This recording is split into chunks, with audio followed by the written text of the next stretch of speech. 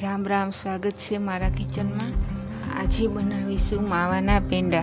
માવાના પેંડા બનાવવા માટેની સામગ્રીમાં 500 ગ્રામ દૂધનો મોળો માવો લીધો છે, 100 ગ્રામ દરેલી સાકર પાવડર અને ફ્લેવર માટે જાયફળ ને ઇલાયચીનો પાવડર.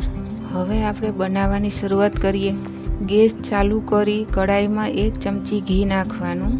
હવે કડાઈ ગરમ થઈ જાય ત્યારે માવો કડાઈમાં નાખી ધીમા ગેસ ઉપર જ તેને 5 થી 7 મિનિટ શેકવો. તમે જોવો છો તેમ ઘી માવામાંથી છૂટું પડી જાય અને માવો નરમ થઈ જાય તેમાં જાયફળ ઇલાયચીનો પાવડર નાખવો. થોડી વાર મિક્સ કરવું.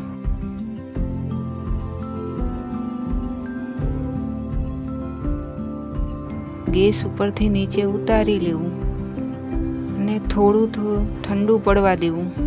હાથથી ચેક કરવું. હાથથી જ અડી શકાય તેવું ગરમ રાખવું. ત્યારે તેમાં દરેલી સાકર નાખવી.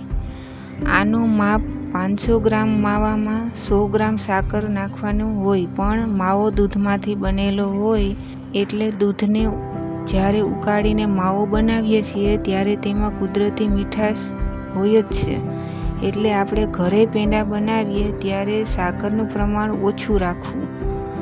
આમ પણ મારા ઘરમાં ખાંડ સાકર ખૂબ ઓછું ઉપયોગમાં લેવાય છે, તો હું 2 ચમચી સાકર પાવડર નાખું છું.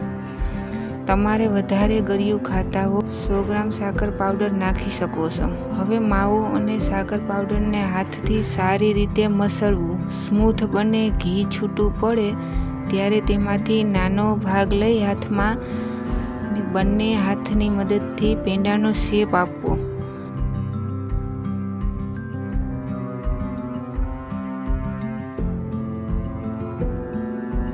બધા પેંડા બની જાય એટલે કેસર અથવા મનપસંદ ડ્રાયફ્રૂટથી ગાર્નિશ કરો. હાથથી ભાંગીને જોઈ શકો છો કે પેંડા તરત જ ખાવાના ઉપયોગમાં લઈ શકીએ છીએ. મારી રેસીપી તમને સરળ સારી લાગી હોય તો ફ્રેન્ડ ફેમિલીમાં શેર કરજો. લાઈક કરી સબસ્ક્રાઈબ કરવાનું ભૂલતા નહીં. બેલ બટન જરૂર દબાવજો જેથી મારી આગળની રેસીપી સરળતાથી જોઈ શકો. Thank you.